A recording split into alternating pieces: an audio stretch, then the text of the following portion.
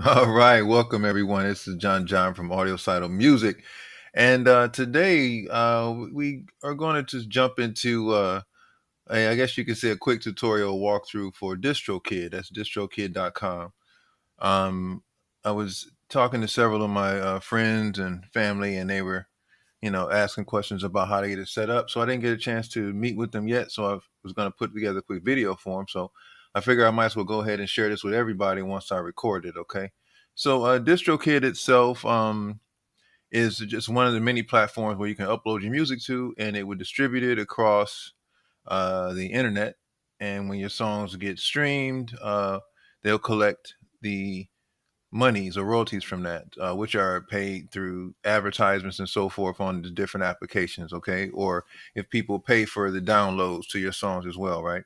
So as I mentioned, there's several of them. Today we're just going to talk about DistroKid. That happens to be one of the platforms I currently use. So let's just start off here with the different plans they have, okay? So if you go to distrokid.com, that's where you'll be able to see this, right? So I just went down to the bottom of the screen under plans, right? So let's kind of just talk about the different plans and you kind of can see the options, right? So there's the ultimate, the musician plus, and the musician plan. So let me kind of break these down for you really quick. If it's just yourself, and you just kind of want to start working on your own music, this particular plan right here is perfect. So you're only paying, about 25 bucks for the entire year. As you see, this unlimited songs for all of these plans. So you can upload as many songs as you want. You can upload the lyrics as well. All right. Get the awesome little Spotify verified check mark. You can also do royalty splits, which we'll talk about those. They also provide some really cool free promotional tools and some visuals that you can use. Of course, you get the mobile app as well, right? So that's kind of everything you get with this first plan. That's excellent. That's what I started out with, and I used this plan for many years just to start learning how this all works, right? And then literally, yeah, it's like 25 bucks for the whole year, right? So then as I kept moving along, right, later on, I wanted to get some of these other options down here because as DistroKid is still developing and still growing, so they're always adding new options to help you move your music along. So I wanted to get things like the daily streaming stats and customize, my recording label, customize the release date. And those were kind of the things that I wanted to really get into, like syncing my lyrics to Apple Music. So literally went to this plan right here, paying like 45 bucks for the whole year just so I can get those extra features, right? Well, what began to happen, the more I start sharing my music and telling people about it, other people, I was always running into people who had this awesome music, and I still do. They playing in clubs, or they just I meet them somewhere and they out in public, and that's the first thing I ask them, like, hey, is your music online? Can I check it out? And they're like, oh, well, yeah, I might have it on YouTube. Like, hey, are you getting paid for your streams? And that's where they kind of pause, and they'll kind of talk about some of these platforms they've heard of, but a lot of people haven't taken this step you know. So what I began to do, I said, well, no problem. You know what? I'm going to go to this next program, which is the 94, 95 bucks for the year, right? And that allows me to start adding a five or more artists. Okay. As you get to 100 artists, it's additional fees, honestly. But starting with five artists, if you have up to five artists you're going to accounts you can work with, then you can pay this amount. So what I'm doing is like under my account, right? I can set up different artists, including whatever artist I'm gonna produce under. And I have so far three other artists and one space just filled. So now it's four other artists, right? So what I've done, I set them all up under this account because it's already established. But what I do, I set up splits, as I told you before. If we both work on a song together, I do a 50-50 split. If they're the writer and they create the song and I just help master it and get set up distribution, I just honestly just do 25%, and because it's their song. I don't take any rights to the song. I just take 25%, to cover my fees for mastering the song, uploading it, and maintaining this account. So far I've been able to do that. And then I encourage them to get their own account, so they can do their own. But some people are not technical and they don't want to bother it. So I just kind of keep helping them on these accounts. But the awesome thing about this account, all those other features I mentioned, but in addition to that, you get the monitor your music on Spotify. That's awesome as you begin to track these sounds or your songs, because as I begin helping other people, I now have to report back to them with statistics to try to encourage them on the things that they're doing. Um, and to help them know how to promote their music. Okay, you also get this 1 terabit of instant file sharing. All right, you can replace your song audio. This was a big one because as I got started learning more about mixing and getting better equipment and better software and getting learning tips from other professionals, I was able to get better mixes and come back and upload the replacement and add a better copy. So I like that about this program as well. So as you're looking at these, different these digital distribution platforms, okay, just look at the features. I'm not going to really say one is better than the other. I just use distrokid.com, so that's why I'm doing this presentation now to kind of help people out, right? So let's talk about how to set it up. So first of all, as I always say, definitely just number one, get registered with one of the performing arts organizations, BMI or ASCAP. It's free. There's no excuse not to get it set up, but it's just one of the other means of registering your song. So not only here, you want to register on BMI and ASCAP too, right? Also, copyright. Yes, go for it, do it, because if your songs or opportunities come up, you will want to have your copyrights depending on how well your song does, or in order to sign a professional contract with someone, maybe a TV show or so forth. So I can do another session on the whole copyright thing. I do have an ebook. I can share the link to it. But those are just things I want to say as prerequisites to doing this. I would suggest you do it. If you don't do it, it's fine, but I would suggest that you do it. Okay. It's not a requirement for this, by the way, but I just wanted to throw that in there. Okay, so let's just make it simple. Once I have my songs, right? Let's do this. I'm gonna go right to my music here so you can see it, right? So once I have my song recorded, and you can upload in a WAV file or in a as well as a MP3. I would definitely suggest WAV, right? So what you basically do, I'll just kind of show you really quick. I'm just gonna click my upload music. All right. It's going to ask all of the services that I want to send the songs to. So I want to send it to all of them. Some of them, they will ask, like if I want to go to Roblox, they'll ask certain questions. So if I own the publishing, I own all the publishing, I'm not registered. If this is the case, I am registered with a performing rights organization, right? So I would not check this for my song. Okay. Because for whatever reason, they don't want you to do it. Maybe they don't have, they're not getting paid through the PROs yet. So I will leave that blank. Here's Snapchat. Okay, Snapchat can only set releases that artists with full publishing rights. So if you own the full publishing rights to your song, of course, then you would do that. So I will click yes. All right. Next, I will see if I'm going to do a number of songs or just a single. A lot of times I'm just pushing a single, which I learned a little tip from some other artists out there, right? So then I kind of go through and see what I want to keep. Now, when I started doing it, I put my songs out there on a couple other platforms for free to start getting some feedback first. So if I start seeing a lot of people are streaming my songs just from like Audius is one of the sites that I use or some other platform first, if I see that people are really liking it, then I'll go and add these additional features, because I'd say, okay, people are really liking this song. Let me go pay this extra $5 for this feature for it to be notified when someone plays it on YouTube, and the music will be added specifically to TikTok, YouTube, and so forth. Okay. Also, they'll ask you, is the single been released already? In my case, it would be like no.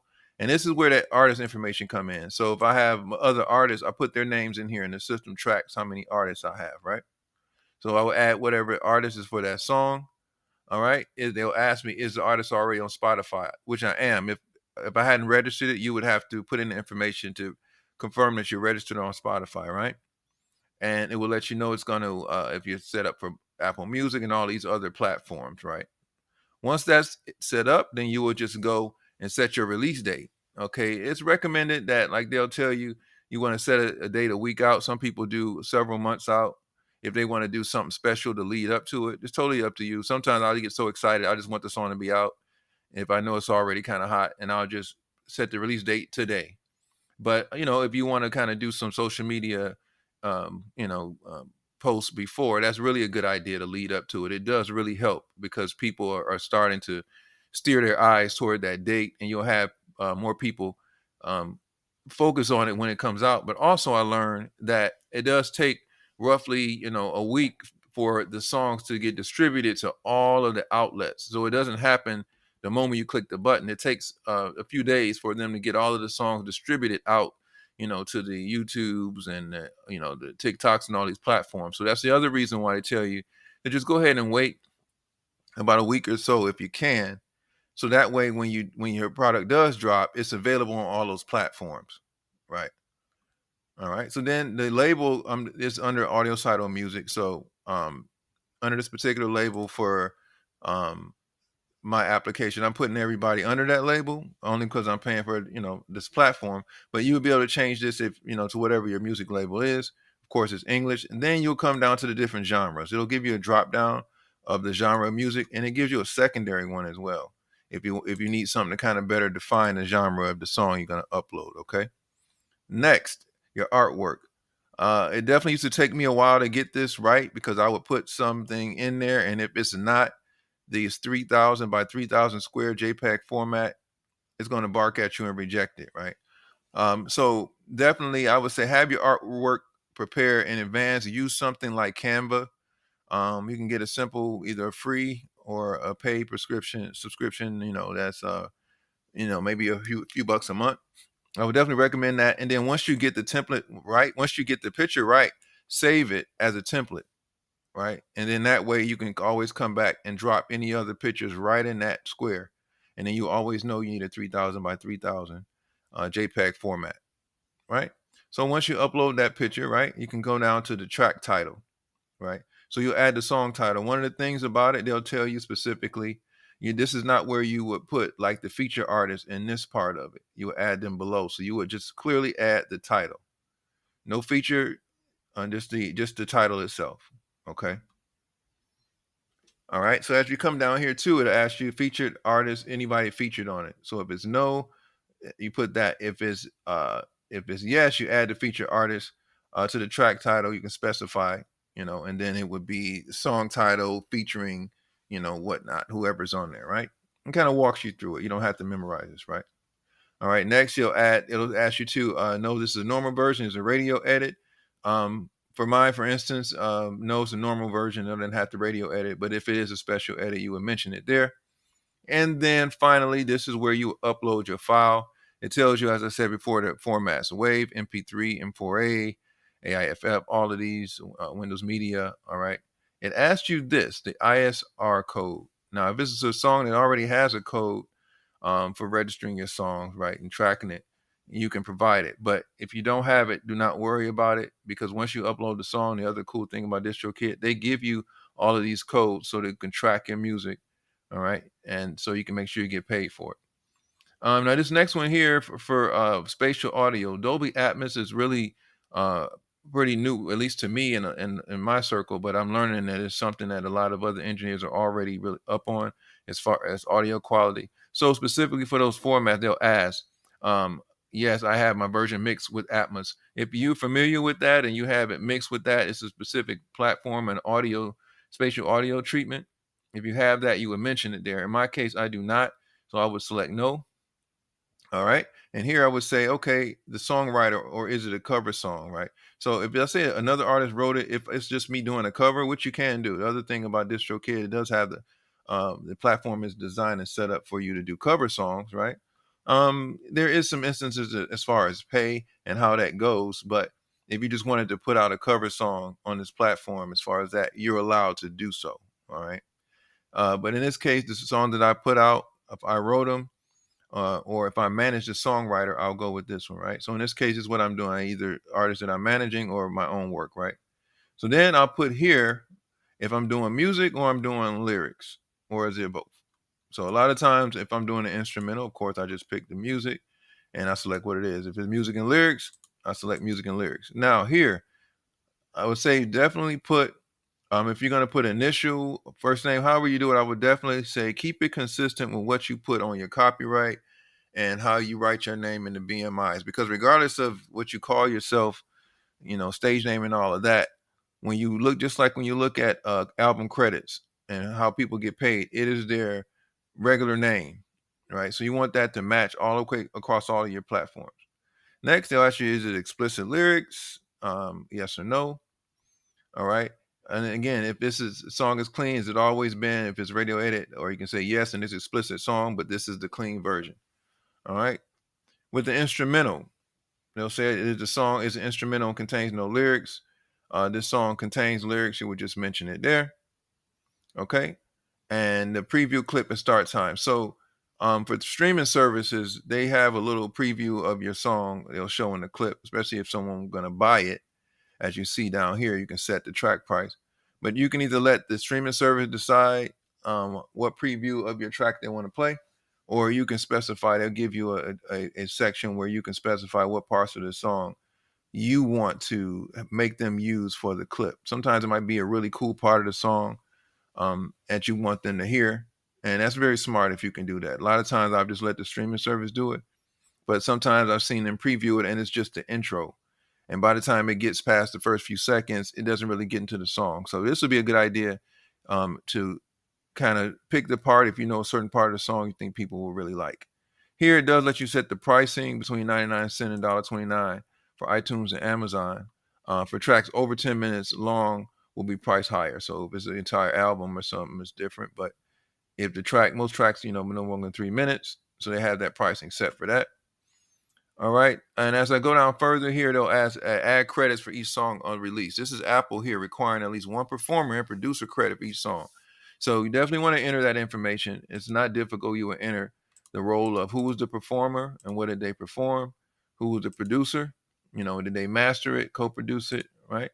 And if it was another producer, you would add that as well. So that's specific to Apple Music. I will definitely do that. Apple is paying very well so far on streams. Now, these are extras. You don't need these, but like I said, depending on the song and the situation, I would definitely look closely at these here, right? So there's a Leave a Legacy. Basically, you pay $29 one time, and regardless of how long or if you stop this account for a lifetime, they will continue to pay out on these streams, all right? So your royalties will continue to accrue regardless, all right? And you'll still be able to collect on them, okay? The other thing is the Discovery Pack. It's only 99 cents a year, so you can't beat that. What it does is add your song over millions of other platforms as well. And then most importantly, registration with SoundScan. That's a big one. Before the internet, everything was SoundScan. How can I track my songs, right? So definitely, paying the 99 cents per track for that is definitely worth it. Okay, to have these songs out there. All right. The Store Maximizer, I haven't used this one before yet, but it will automatically deliver the single to new online stores. So if it's a store that's not there, it comes up. If you pay this and it does come up, they'll automatically push it to that store. Okay. Here's the video music distribution. If you uploaded a video as well, because you can do videos with them as well, right? So if you got music distribution for $8.25, you pay it for the year or whatever, but unlimited music video distribution as well. Okay, if you have that. This loudness normalization. All right, I've tried it. Some other platforms are added. It does, clean it up. It gives it like that last minute mastering effect. But however, it's not required. If you like how your song sounds, and you've been getting good response, it's totally up to you if you want to choose this. The social media pack. I've definitely used this. As you see here, you get notified and paid when music is used on these platforms right here. All right, we automatically detect matches and pay you ad revenue for videos. So on certain songs that I know that they're already getting some attention and people are liking them, getting a good response, I go ahead and select that. All right. So after I've done all of that, they'll run through the last few checks, which are mandatory. They'll ask me about, do I want it to upload to YouTube Music? So it says, so I won't email DistroKid later and ask. So it's going to ask you right up front. It's just saying that you agree not to use promo service or guarantee streams or platforms. I won't. I have opted in to Snapchat and confirmed that I possess the necessary rights. Just the last few legal rights. And at this point, you will see your artwork. It'll show you all the platforms it's going to go to, and you will click continue, and it will send the song off. Okay. Now, once that happens, right? Once that happens, let me show you. And this is just showing you just a few of the songs we have here within like our stats. But let me show you how this works. So once your song is up there, right? And honestly, with the stream, depending on how well it goes, it takes a minute, right? Depending on how well you're promoting your song and how long it's been out there. So definitely this is, it's not a fast quarter, more of a slow nickel, but it's also the more volume, right? The more revenue you'll see coming in. But the most thing you'll be excited about is once you begin to see, right? I'm going to click excruciating detail. Once you begin to see the activity of your songs, right? So initially, you definitely know, don't get hung up on the numbers yet, because the way this works is fractional, right? And they're still adjusting this. That's why a lot of artists and so forth, who've already been getting millions of dollars to record companies, they're still not understanding how this works. But streaming works. Songs are being streamed every day. It's just people are not buying albums.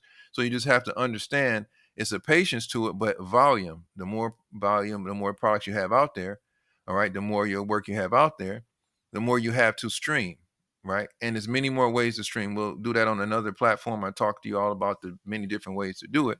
But I wanted to just show you this and how this works. So this will show you, right, what platform your song was on, which song it was, how many times it streamed, and where it streamed from, and then the totals you make. Now, some of these streaming platforms pay more than others. They don't all pay the same. That's why I say this is definitely something people should be patient with to learn. So I've noticed, like Amazon, tracks I have on Amazon, specifically the Spy Music song, for instance, Amazon seems to pay quite a bit, okay, as opposed to, say, YouTube. I might have my song on YouTube, right? And then you see, okay, that's at least 5 cents. But some of them are like, was one ten hundredth thousand, like 1,000th, of a cent, right? But that is one stream. That multiply across many platforms, many companies, that's going to add up, right? So what you want to look at is each song, and it kind of begin to track what it's doing. See, on Apple Music, right? But as you see, I've had some songs, specifically here's one, Spy Music, particularly here, like 1,000 streams. Okay, that's $5. But you're not getting stuck on, oh, that's just $5. You're looking at the volume, you're looking at the song and the platform. So you can start focusing your efforts. So now I know Apple Music pays quite well, and I know Amazon Prime pays quite well. So when we were looking on how to set up the songs and making sure that we fill out all the information for Apple Music and our names and everything correct, that's why that's important, because these platforms are paying decent money. Now, the whole concept of this is I paced this song up, and I really hadn't been doing much promotion at all. This is an instrumental song that I just made up when I was bored during a storm, and I just uploaded it. That's why I tell you, upload everything. You never know what's going to happen, right? But all of a sudden, this song picked up, and I'm seeing it stream everywhere, right? And it's just been running. So from that, that prompted me to start uploading everything else, and I started promoting. And so over the next couple of years, I'm just gonna start watching and adding more content. But what I'm really looking at is the numbers, like why certain songs, right, are streaming more than others, and where they're streaming at, for instance. Right. So again, look at the Spy Music. For some reason, it's just really picking up on all these platforms. This was just something I hadn't planned. I just put it up there, right? So these are some other artists here that just start uploading. And once I told them what was happening, they uploaded their music. So now we just started working on, okay, how do you promote and share it on social media, right? All right. So that's just a quick run through of getting the songs up here. It's so much more I want to show you as far as this, but I wanted to start with that to let you understand, like, yes, you can go ahead and start uploading your music. So we just covered on DistroKid to show you how to get your music on place, get it placed here, and shows you how to come track your earnings and what to look for. So we'll follow up with another segment that's going to go deeper into these platforms, and then I'll share some information I found on how and where to place your music so you generate streams. All right. Thanks for listening. This is Audiocydal Music, and we'll talk to you soon.